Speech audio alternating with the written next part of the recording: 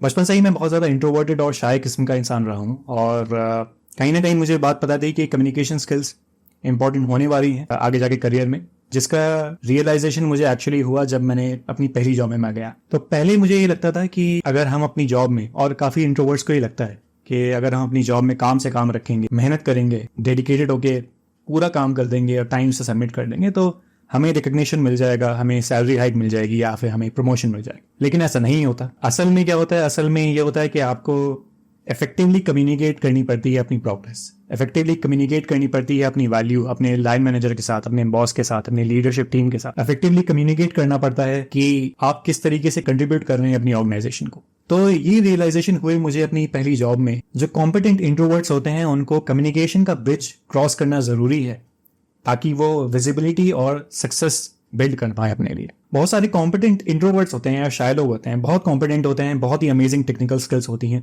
लेकिन communication skills के lack की वजह से क्या होता है कि उनकी विजिबिलिटी बिल्ड नहीं हो पाती। और विजिबिलिटी जो है वो बहुत ही ज़्यादा इंपॉर्टेंट फैक्टर होता है ऑर्गेनाइजेशंस में, एंड दैट इज़ वाई वहाँ पर एक्सट्रोवर्टेड जो उनके काउंटर पार्ट्स होते हैं, कलीग्स होते हैं, उनको ज़्यादा कई केसेस में विजिबिलिटी मिल जाती है। तो कम्युनिकेशन स्किल्स को मास्टर करना या फिर उसको एक ऐसे लेवल पर लेके आना जो कि आप जिसके ज़रिए आप इम्प्रूव कर पाएँ, अपने करियर में सक्सीड कर पाएँ, वो बहुत ज़्यादा ज़रूरी हो जाता है। तो धीरे धीरे ही सही, लेकिन मैंने अपनी कम्युनिकेशन स्किल्स बिल्ड करना स्टार्ट करी और अभी भी बिल्ड कर रहा हूँ। ऐसा नहीं है कि मैं एक्सपर्ट बन गया हूँ, लेकिन ये वीडियो उन ग्रेजुएट्स के लिए है, यंग ग्रेजुएट्स के लिए है या फिर यंग प्रोफेशनल्स के लिए है जो कि अभी अभी वर्क फोर्स में एंटर हुए हैं या फिर वर्क कर रहे हैं, पहली जॉब है या दूसरी जॉब, और उनको कहीं ना कहीं ये लगता है कि कम्युनिकेशन स्किल्स इंप्रूव हो जाती है तो हमारी वर्क प्लेस में ज़रा विजिबिलिटी बढ़ जाती, रिकग्निशन मिल जाता और उसके जरिए हमें प्रमोशन या फिर सैलरी हाइक मिल जाती। So in essence, this video is going to be for my past self, past 25 or 26-year-old self. तो स्टार्ट करने से पहले तो हमें ये देखना होगा कि कम्युनिकेशन की डेफिनेशन क्या है। पहले तो हमें ये ग्राउंड रूल्स क्लियर कर लें कि ये डेफिनेशन क्या है एग्जैक्टली कम्युनिकेशन की। तो कम्युनिकेशन का मतलब ये होता है that it is a process of exchanging information, ideas and feelings through speaking, writing and listening. तो यहाँ पर इंपॉर्टेंट ये नोट करना है कि हमने सबसे पहले तो एक्सचेंजिंग इंफॉर्मेशन पे यहाँ पर फोकस करना है और लिसनिंग भी है यहाँ पर, आप ध्यान दें। कई बार हमें लगता है कि कम्युनिकेशन का मतलब है जैसे मैं अभी कर रहा हूँ communication, this is more of a one way communication, because मुझे आप लोग नहीं दिख रहे हैं, मुझे जस्ट एक कैमरा दिख रहा है। कम्युनिकेशन एक्चुअल में क्या होता है? कम्युनिकेशन एक टू वे स्ट्रीट होती है। आप बोलते हैं, आप सुनते हैं, सिंथेसाइज करते हैं, देन आप उसके बारे में एक रिप्लाई या एक रिस्पॉन्स फॉर्मुलेट करते हैं और फिर उसे आप बोलते हैं। So it's a two way street. यहाँ पर एक्सचेंज हो रहा है इन्फॉर्मेशन का, यहाँ पर लिसनिंग भी हो रही है, स्पीकिंग भी हो रही है। तो हमें ये तो पता लग गया है कि कम्युनिकेशन होती क्या है, लेकिन कम्युनिकेशन आपके करियर में किस तरीके से हेल्प करती है उसके बारे में हम एक मॉडल देखते हैं। तो ये एक पिरामिड मॉडल है। इसमें सबसे पहले मान लीजिए कि आपका करियर का ही मॉडल है। तो ये पिरामिड मॉडल के लिए सबसे ज्यादा जो जरूरी लेयर है वो एक फाउंडेशन होती है, राइट। तो ये फाउंडेशन जो है, ये फाउंडेशन में आपके टेक्निकल स्किल्स या फिर आपके हार्ड स्किल्स और आपके सॉफ्ट स्किल्स आते हैं। तो हार्ड स्किल्स और सॉफ्ट स्किल्स के कॉम्बिनेशन के बिना आपकी जो फाउंडेशन है वो अधूरी है। You can forget about reaching at the top of your career. अब जैसे जैसे आपकी technical skills, of course they should be there, आपकी communication skills they should also be there. तो जब आपकी कम्युनिकेशन स्किल्स भी अच्छी होने लग जाती है तो क्या होता है, उसकी वजह से आपकी ऑर्गेनाइजेशन में विजिबिलिटी बढ़ने लग जाती है कि हाँ यार, ये जो इंसान है ना, ये जो प्रोफेशनल है, ही और she communicates really well, they know how to communicate, they know how to respond, they know how to write and speak। तो ये एक सेकेंड लेयर आ जाती है विजिबिलिटी की। अब विजिबिलिटी की वजह से क्या होता है? विजिबिलिटी की वजह से जो आपकी लीडरशिप टीम है या फिर आपके लाइन मैनेजर हैं, आपके बॉसेस हैं, वो भी आपको थोड़ा थोड़ा रिकॉग्नाइज करने लग जाते हैं and now they start giving you more responsibility. तो जैसे जैसे हमें रिस्पॉन्सिबिलिटी मिलती है, हमें क्या होता है? हमें नए नए प्रोजेक्ट्स मिलते हैं, ठीक है। अब प्रोजेक्ट्स मिलते हैं तो ऐसा तो है नहीं कि वो सक्सेसफुल ही होंगे, उसमें आपको प्रॉब्लम्स आएंगी, उसमें कुछ फेलियर्स होंगे, कुछ सेटबैक्स होंगे, कुछ मिस्टेक्स होंगी। तो ये फेलियर्स, ये मिस्टेक्स, ये सेटबैक्स और कुछ सक्सेसेस भी ये आपको एक्सपीरियंस गेन कर पाती हैं। इससे आपको एक्सपीरियंस गेन होता है, ठीक है। कई बार आपका प्रोजेक्ट सक्सीड होगा, आप टाइम पे उसको बजट में या फिर टाइम में उसको आप कंप्लीट कर लेंगे, कई बार वो नहीं भी हो पाएगा। तो ये जो सारी चीज़ें हैं आपके एक्सपीरियंस को कंट्रीब्यूट करती हैं। आपके सिर्फ रेज्यूमे में लिखने में ही काम नहीं आता, लेकिन जब भी आप नेटवर्किंग में या फिर किसी से बात करते हैं तो ये जो चीज़ें हैं वो आपके बात में वजन डालती हैं, आपको बैकअप करती हैं, आपको कॉन्फिडेंस लेवल, आपका कॉन्फिडेंस जो है वो खुद से एक्सज्यूट होने लग जाता है। ये अगली लेयर आती है, ये जो फोर्थ लेयर है वो है वर्क एक्सपीरियंस की। जैसे जैसे आप रिस्पॉन्सिबिलिटीज हैंडल करते हैं तो उससे आपका वर्क एक्सपीरियंस और स्ट्रांग होता जाता है। अब जैसे जैसे आप ये स्टेप बाय स्टेप सारे लैडर्स जो हैं वो पिरामिड के आप क्लाइंब करते हैं तो इवेंचुअली आप ये पाते हैं कि एक वर्क एक्सपीरियंस और ज़्यादा गेन करने के बाद, प्रॉब्लम सॉल्व करने के बाद, प्रॉब्लम सॉल्व करके एंड देन वहाँ से इंसाइट्स गेन करके कहीं और अप्लाई करने के बाद आप एक हाई वर्थ इंडिविजुअल या फिर हाई वर्थ प्रोफेशनल बन जाते हैं. That is the top of the pyramid. तो ये तो समझ आता है कि कम्युनिकेशन स्किल्स जो हैं they are very essential, very core to becoming a high net worth individual या फिर एक हाई वर्थ इंडिविजुअल. तो टॉप पे पहुंचने के लिए जो हाई वर्थ इंडिविजुअल है वहां तक पहुंचने के लिए कम्युनिकेशन स्किल्स जो है वो बहुत ज्यादा इंपॉर्टेंट है. तो इस वीडियो में अभी हम लोग क्या करते हैं, हम लोग बात करते हैं कुछ ऐसी टिप्स की, कुछ ऐसी प्रैक्टिकल टिप्स की जो कि प्रूवन है, जो कि मैंने अपने साथ एक्सपीरियंस करी है, मैंने अप्लाई करी है और मैंने दूसरे लोगों को भी देखा है वो अप्लाई करते हुए, and then they have also gained the visibility and recognition that they deserve. कई बार हमें ये लगता है कि एट वर्क या फिर at work place recognition gain करने के लिए फ्लुएंटली बोलना, स्पीकिंग स्किल्स काफी इंपॉर्टेंट होती है. लेकिन जैसे ही हमने शुरुआत में जो डेफिनेशन थी वो कम्युनिकेशन की क्लियर कर ली, कम्युनिकेशन जो है it's not just about speaking, it's also about writing and listening. तो इंट्रोवर्ट जो हैं वो शांत जरूर रहते हैं लेकिन उनकी written skills, written communication skills they are pretty good. उनकी क्रिटिकल थिंकिंग स्किल्स भी अच्छी होती हैं, उनकी ऑब्जर्वेशन स्किल्स भी अच्छी होती हैं, उनकी लिसनिंग स्किल्स भी अच्छी होती हैं क्योंकि वो शांत रहते हैं, वो सुनते हैं, वो गौर करते हैं. ठीक है. और ऐसा नहीं है कि सिर्फ बोलना ही ज्यादा जरूरी है, बट चीजों को डाइजेस्ट करना, सिंथेसाइज करना और वहां से इंसाइट्स गेन करना भी इंपॉर्टेंट होता है. So now these are your strengths as an introvert and you have to play with your strengths. ठीक है. अपनी स्ट्रेंथ्स को यूटिलाइज करना है. फॉर एग्जाम्पल आप वर्क प्लेस में रिपोर्ट लिखने के लिए वॉलंटियर कर सकते हैं, या मिनट्स ऑफ द मीटिंग लिखने के लिए वॉलंटियर कर सकते हैं, एक स्लाइड या एक प्रेजेंटेशन बनाने के लिए वॉलंटियर कर सकते हैं, या फिर वहां पे असिस्ट कर सकते हैं. कई बार वर्क प्लेस में मीटिंग का एजेंडा पहले से ही सेट किया जाता है, तो उस एजेंडा को देख के आप कुछ क्वेश्चंस अपने माइंड में लेके आ सकते हैं, कुछ क्वेश्चंस सोच सकते हैं, अपना होमवर्क करके जा सकते हैं मीटिंग में. और फिर जब आप मीटिंग में जाएंगे, जब आप वो क्वेश्चंस पूछेंगे तो सामने वाला भी कहेगा कि अच्छा हाँ ये this person is well prepared, this person is ready with this questions. Second tip की बात करते हैं. जब भी मैं थोड़ा सा एंशियस होता हूँ या थोड़ा सा नर्वस होता हूँ तो मैं बहुत तेजी के साथ बोलने लग जाता हूँ. मेरी जो पेस है वो काफी तेज हो जाती है. तेज बोलने की वजह से कई बार क्या होता है कि हमारे माइंड को टाइम नहीं मिल पाता सोचने का कि आगे क्या बोलना है, अगला वर्ड या अगला सेंटेंस क्या आना है. और it's not just about the speaking skills. कई बार क्या होता है कि आपकी बॉडी जो है वो थोड़ा सा टेंस्ड अप हो जाती है जब आप नर्वस होते हैं और तेज बोलना स्टार्ट करते हैं. अब यहाँ पर चैलेंज मेरे साथ ये भी था कि जो मेरे लाइन मैनेजर हैं, he is from London, he is from Britain. तो ब्रिटेन या England, so of course naturally he is speaking in English. ठीक है. So I also have to speak in English. तो क्या होता है कि हमारी जो मदर टंग, मेरी जो मदर टंग है दैट इज हिंदी/उर्दू कह लीजिए. आपकी हो सकता है मदर टंग अलग हो. तो यूजुअली क्या होता है, हम लोग अपनी मदर टंग में थॉट्स सोचते हैं. We are not necessarily thinking thoughts in our second language or third language. So now of course आप प्रैक्टिस करके उस थिंकिंग टाइम को, ये जो कन्वर्जन टाइम है हिंदी टू इंग्लिश या mother language to English language, वो उसे रिड्यूस कर सकते हैं, लेकिन वो कहीं ना कहीं रहता है.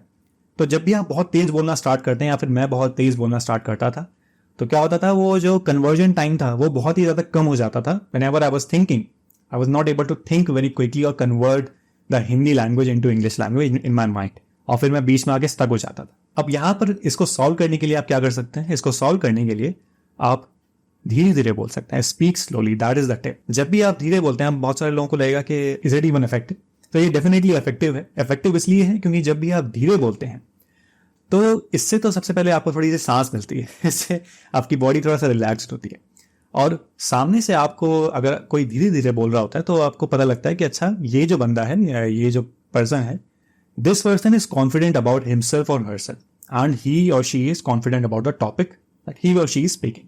ठीक है. तो कॉन्फिडेंस एक्सुड होता है जब आप धीरे बोलते हैं. थोड़ा लिसनिंग स्किल के तौर पे देखा जाए तो सामने वाले को अब आपकी बात जो है वो जरा आसानी से डाइजेस्ट होगी, एज अपोज टू अगर आप बहुत जल्दी जल्दी जल्दी बोलने लग जाते तो सामने वाले को भी उतना टाइम नहीं मिल पाता आपकी बात को डाइजेस्ट करने का. तो speak slowly, vary your projection, vary your pace, speak slowly. अगली जो टिप है ये आपको काम आएगी जब भी आप एक आइडिया पिच कर रहे हैं या फिर एक प्रोजेक्ट में अप्रूवल चाहते हैं या फिर आप कोई भी क्लेम कर रहे हैं या फिर कुछ आइडिया में बाय चाह रहे हैं स्टेक होल्डर्स का. तो जब भी आप एक बड़ा क्लेम करें या फिर आइडिया पिच करें तो आपको अपने आइडिया को बैकअप करना होगा किसी न किसी एविडेंस के साथ. Use evidence to back up your claims, that is the tip number 3. जब भी आप अपने क्लेम्स को एविडेंस के साथ बैकअप करते हैं तो ना तो सिर्फ ये आपकी क्रेडिबिलिटी शो करता है, ये शो करता है कि आप प्रिपेयर्ड हैं, बल्कि ये भी शो करता है, बल्कि सामने वाले के लिए जो कि डिसीजन मेकर है उनके लिए थोड़ी सी राहत की सांस मिलती है उन्हें, because they want to minimize the risk. As leaders, जो लाइन मैनेजर्स हैं या लीडर्स हैं, वो नए आइडियाज को अडॉप्ट करने से पहले वो देखना चाहते हैं कि कहीं ये हमारे ऑर्गेनाइजेशन के लिए, हमारी टीम के लिए रिस्की तो नहीं है. तो जब भी आप एविडेंस देते हैं तो थोड़ी सी राहत की सांस मिलती है कि अच्छा अगर ये यहाँ पर प्रूवन है तो आगे भी हो सकता है ये प्रूवन हो, इसका जो रिस्क है वो थोड़ा सा कम हो जाए। कुछ एग्जांपल के साथ समझते हैं। फॉर एग्जांपल, अगर आपका प्रोजेक्ट का सक्सेस हुआ है, प्रोजेक्ट आपका सक्सीड हो गया, तो रेदर देन सेइंग कि हमारी टीम ने बहुत ज्यादा हार्ड वर्क किया है और टाइम से सबमिट कर दिया था और बजट भी सेव कर लिया है, तो यहाँ पर आप ये कह सकते हैं कि हमारी टीम ने प्रोजेक्ट को 2 हफ्तों में कंप्लीट किया था अहेड ऑफ शेड्यूल, और जिसकी वजह से 15% कॉस्ट सेविंग्स भी हुई हैं इनिशियल बजट के कंपैरिजन में। तो यहाँ पर क्या हुआ कि आपने एग्जैक्ट डेटा मेट्रिक्स जो हैं आपने बता दिए, स्पेसिफिसिटी आ गई आपके क्लेम में, तो एविडेंस भी आ गया और स्पेसिफिसिटी भी आ गई। सेकंड एग्जांपल, मान लीजिए आप कहने वाले थे कि कस्टमर्स जो हैं वो सेटिस्फाइड हैं हमारी सर्विस से। आप ये कह सकते हैं कि हमारे लेटेस्ट सर्वे के मुताबिक 90% जो कस्टमर्स उन्होंने रिपोर्ट किया है कि वो सेटिस्फाई हैं हमारे सर्विस। ये जो है ये पिछले साल से 20% इंप्रूवमेंट है। तो यहाँ पर क्या है कि आपने सर्वे दिखा दिया कि अच्छा यहाँ पे हमारा सर्वे हुआ है, और आप ये भी बता सकते हैं कितने रिस्पॉन्डेंट्स थे, लेकिन यहाँ पर कुछ इस तरीके से आप एविडेंस को यूज करके बैकअप कर सकते हैं अपने क्लेम्स को। आप एक आइडिया पिच करने वाले हैं तो आप ये भी कह सकते हैं कि ये आइडिया जो है हमारी टीम ने पिछले महीने एग्जीक्यूट किया था एक छोटे लेवल पर, जो कि सक्सेसफुल हो गया है, और इसे अब हम एक बड़े लेवल पे एग्जीक्यूट करना चाहते हैं। तो whenever you are backing up your claims with evidence, it increases your credibility and it allows the decision maker to make the decision a bit more easier, in a bit more easier way. By the way, अगर आपको इस video से कुछ value gain हो रही है अभी तक, तो क्या आप प्लीज लाइक बटन हिट करेंगे? Okay, thank you. ये अगली टिप है जो कि सिर्फ इंट्रोवर्ट्स के लिए नहीं बल्कि एक्सट्रोवर्ट्स के लिए भी काम आ सकती है। कई बार क्या होता है कि हमारे माइंड में एक आइडिया होता है, और हम माइंड में आइडिया जो है वो डायरेक्टली जाके अपने लाइव मैनेजर के सामने या अपने बॉस के सामने जाके पिच कर देते हैं। तो कई बार हमारे आइडियाज उतने अच्छे नहीं होते जितने हम सोच रहे होते हैं हमारे माइंड में, राइट। तो इसको डील करने का ये तरीका है कि आप अपनी ये जो थिंकिंग है या फिर अपनी आइडियाज या थॉट्स को टेस्ट करने के लिए you can write them down on a piece of paper, या फिर write them down on Google document और नोशन डॉक्यूमेंट। पॉल ग्राहम जो कि जिन्होंने वाई कॉम्बिनेटर स्टार्ट किया था, तो उन्होंने भी ये कहा है कि writing is a forcing function for clearer thinking. अगर मैं जस्ट कुछ भी बात बोल दूं तो वो बात जो है या फिर वो जो आवाज है वो इस स्पेस को ऑक्यूपाई करेगी, इस रूम को ऑक्यूपाई करेगी, and then it will just dissolve. लेकिन अगर मैं अपने थॉट्स को पेपर पे लिख देता हूं तो क्या होता है, मेरे जो थॉट्स हैं वो क्रिस्टलाइज होके मेरे सामने आ जाते हैं। अब मेरी थिंकिंग जो है मेरे सामने, मैं उसे देख सकता हूँ। इससे क्या होता है, इससे ये होता है कि मैं अपने माइंड में अगर कोई बात सोच रहा था, मैं सोच रहा था कि आइडिया बड़ा अमेजिंग है, बड़ा फैसिनेटिंग है और ये लाइफ चेंजिंग आइडिया है, हमारी ऑर्गेनाइजेशन की तकदीर बदल देगा। लेकिन जैसे ही मैंने उसको लिखा मुझे रियलाइज हुआ कि ये आइडिया जो है वो अधूरा है, इसमें अभी बहुत सारी रिसर्च जरूरी होगी, इसका हो सकता है बहुत ज्यादा बजट भी हो अगर हमें इसे एग्जीक्यूट करना हो, तो वो idea maybe it's not as good as I was thinking it to be. तो जब भी आप अपने आइडियाज को लिख लेते हैं तो उससे आपकी आर्ग्यूमेंट्स, आपके आइडियाज को टेस्ट करने का मौका मिल जाता है। So before going to pitch your idea to anyone, try writing it down on a piece of paper. ये अगली टिप जो है ये आपके काम आएगी एक कैजुअल चिट चैट में। अब भाई ये बात तो मानी पड़ेगी कि आपका जो वर्क प्लेस है या इसमें आप करीब करीब 8 घंटे स्पेंड करते हैं, that is about 1/3 of your day. कह सकते हैं कि 1/3 ऑफ योर लाइफ, एक हिस्सा आप अपने काम में स्पेंड करने वाले हैं। तो ऐसा तो है नहीं कि आप सुबह से शाम तक सिर्फ काम ही काम करते रहेंगे, बीच में कैजुअल चिट चैट भी होती है कि भाई और क्या चल रहा है, क्या काम चल रहा है, पिछले हफ्ते आपने क्या किया, कहाँ जा रहे हो छुट्टियों पे। ये सब चिट चैट जो है कैजुअल चिट चैट होती है। तो मैं अपनी स्टोरी बताता हूँ। वीकली मीटिंग्स होती हैं हमारी लाइन मैनेजर के साथ। तो line manager used to ask me कि हाउ वाज योर वीकेंड। तो मेरे जो इनिशियल रिस्पॉन्सेज होते थे वो ये होते थे कि the weekend was good, the weekend was nice, and that was the end, that was the death of the conversation. अब मैं क्या करता हूँ, अब मैं कुछ थ्रेड्स उनको देता हूँ। फॉर एग्जाम्पल, मैं ये नहीं कहता कि वीकेंड वाज गुड, मैं ये कहता हूँ कि भाई वीकेंड पे मैं कोई बुक पढ़ रहा था। फॉर एग्जाम्पल, मैं वीकेंड पे ये बुक पढ़ रहा था, लीव फ्रॉग। या फिर मैं ये कह सकता हूँ कि वीकेंड पे मैं ऑफिस सीरीज देख रहा था, या फिर मैं कह सकता हूँ कि वीकेंड पे मैं जर्नलिंग कर रहा था। इससे क्या हुआ, उनको थ्रेड्स मिल गए लैच ऑन करने के लिए। तो अब मैं मान लो मैंने कहा कि मैं लीव फ्रॉग पढ़ रहा था, तो वो पूछ सकते हैं कि अच्छा मैंने इस बुक के बारे में नहीं सुना, ये बुक किस बारे में, राइट। या फिर मैं कहता हूँ कि मैं जर्नलिंग कर रहा था, तो वो मुझसे पूछ सकते हैं अच्छा जर्नलिंग में आप वीकली करते हैं, डेली करते हैं, कैसा लगता है। या फिर वो मुझसे कहेंगे कि अच्छा आप ऑफिस देख रहे थे क्या, वो फ्रेंड से ज्यादा फनी। तो मैं कहूँगा हाँ, ये फ्रेंड से 10 गुना ज्यादा funny. Why are you the way that you are? तो यहाँ पर क्या हो रहा है, मैं कुछ थ्रेड्स दे रहा हूँ उन्हें, और वो वहां पर उन थ्रेड्स को पकड़ के, उन थ्रेड्स को पुल करके कुछ क्वेश्चंस कर रहे हैं। इस तरीके से वो कुछ अपनी बात रखेंगे तो मैं उसमें से कुछ थ्रेड्स को पुल करके उनसे कुछ क्वेश्चन कर सकता हूँ। तो ये बेसिकली इस मेथड को हम कहते हैं कॉन्वर्जेशनल थ्रेडिंग। इससे क्या होता है कि आपकी कॉन्वर्जेशन बिल्डअप होती है, आप कुछ ओपन एंडेड आंसर्स करते हैं या फिर ओपन एंडेड क्वेश्चंस करते हैं, ताकि आपकी कॉन्वर्जेशन जो है वो बिल्डअप हो सके। And that usually helps you to form a relationship with your colleagues. अगली टिप की बात करते हैं जो कि मैकेंजी के कंसल्टेंट्स और बहुत सारे कंसल्टेंट्स जो हैं वो अपनी स्लाइड टेक्स्ट में, अपनी पिच में या अपनी कम्युनिकेशन स्टाइल में यूज करते हैं। तो ये जो फ्रेमवर्क है, ये इस फ्रेमवर्क को हम कहते हैं SCQA फ्रेमवर्क या फिर SCQA प्रिंसिपल भी कहते हैं कई बार। ये बारबरा मिंटो ने दिया था, जो कि फॉर्मर मैकिन्सी कंसल्टेंट है। उनकी एक फेमस बुक है द पिरामिड प्रिंसिपल, उसमें ये एक फ्रेमवर्क आया था। पहले मैं कंटेंट्स बता देता हूँ कि ये इंपॉर्टेंट क्यों है और फिर मैं आपको ये फ्रेमवर्क बताता हूँ। कई बार क्या होता है कि जब भी हम रिकमेंडेशंस दे रहे होते हैं तो हम लोग पहले डिटेल्स बताते हैं कि भाई हमें रियलाइज, पहले तुषार को रियलाइज हुआ कि भाई हमें हायरिंग करनी है पड़ेगी ऑपरेशंस मैनेजर की। फिर गौरी ने कहा कि भाई ऑपरेशंस मैनेजर की हायरिंग करने के लिए हमारे पास बजट नहीं है। तो फिर आदित्य ने कहा कि भाई अच्छा बजट नहीं है तो फिर हम यहाँ पे पहले एक प्रोडक्ट लाइनअप इंट्रोड्यूस करते हैं, तो फिर हम अपना रेवेन्यू इंक्रीज करेंगे, फिर प्रॉफिट आएगा। तो ये अब डिटेल्स आने लग गई बहुत सारी। और हो सकता है ये डिटेल्स पहले आपके जो लाइन मैनेजर हैं, जिसके सामने क्लाइंट है हो गए, आपके बॉस हो गए, वो आपसे ये सारी डिटेल्स एक्सपेक्ट अभी ना कर रहे हो, उससे बाद में पूछे। वो पहले ये जानना चाह रहे हो कि भाई पहले मुझे ये कंक्लूजन तो बताओ, पहले मुझे पॉइंट तो बताओ क्या है। तो ये सारी डिटेल्स केओटिक मैनर में प्रेजेंट करने के बजाय एक फ्रेमवर्क में step by step, stage by stage किस तरीके से प्रेजेंट की जाती है, उसके लिए एक फ्रेमवर्क है SCQA फ्रेमवर्क। तो इसका एग्जांपल के साथ समझते हैं। तो S का मतलब है situation, S is for situation, setting the stage. For example, our company has seen a 10% growth in sales this year. C का मतलब है complication, so this is your but moment. For example, but our market share has actually dropped by 2%. And Q is for question. For example, so how do we increase our market share without sacrificing growth? And then finally A is for answer. For example, we can diversify our product line and target untapped markets.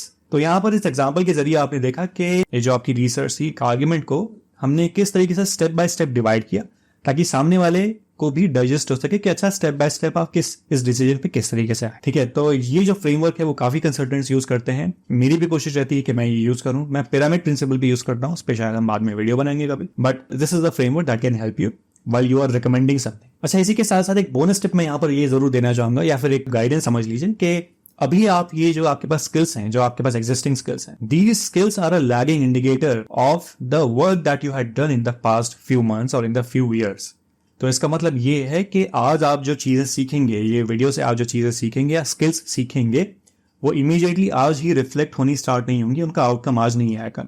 वो lagging जो आपकी जो आने वाली skills हैं, they are going to be lagging indicator of your current efforts, current hard work. ये जो plateau of latent potential है, ये एटॉमिक हैबिट से लिया है मैंने। ये मेरे लैपटॉप में वॉलपेपर भी है, क्योंकि मैं अपने आप को भी रिमाइंड करवाता हूँ कि आज जो मैं स्किल्स सीख रहा हूँ वो इमीडिएटली इसके जो आउटकम्स हैं वो सामने नहीं आने वाले, ये कुछ महीनों में या कुछ सालों में सामने आएंगे मेरे। यही माइंडसेट जो है वो अपने आप माइंड में भी रखिए, और जाते जाते ये चीज जरूर ध्यान रखिए कि कम्युनिकेशन स्किल्स जो हैं वो कॉम्पिटेंट इंट्रोवर्ट्स के लिए ब्रिज हैं, विजिबिलिटी बढ़ाने के लिए और सक्सेस तक रीच करने के लिए। ऑलराइट, तो इस वीडियो का स्क्रीनशॉट लें, लिंक्डइन और या फिर इंस्टाग्राम पर पोस्ट करें अपनी लर्निंग्स के साथ। इस वीडियो से आपने क्या क्या सीखा उनको डॉक्यूमेंट करके अपनी लर्निंग्स के साथ इंस्टाग्राम या लिंक्डइन पर पोस्ट करें। मुझे टैग करना ना भूलें ताकि मैं देख सकूं कि आपने क्या क्या चीजें डॉक्यूमेंट करी हैं, और शायद मैं उस पोस्ट को रीपोस्ट भी कर दूं अपने इंस्टाग्राम की स्टोरी पर या फिर लिंक्डइन के प्रोफाइल पर। आपसे जल्द ही मुलाकात होगी। Class dismissed.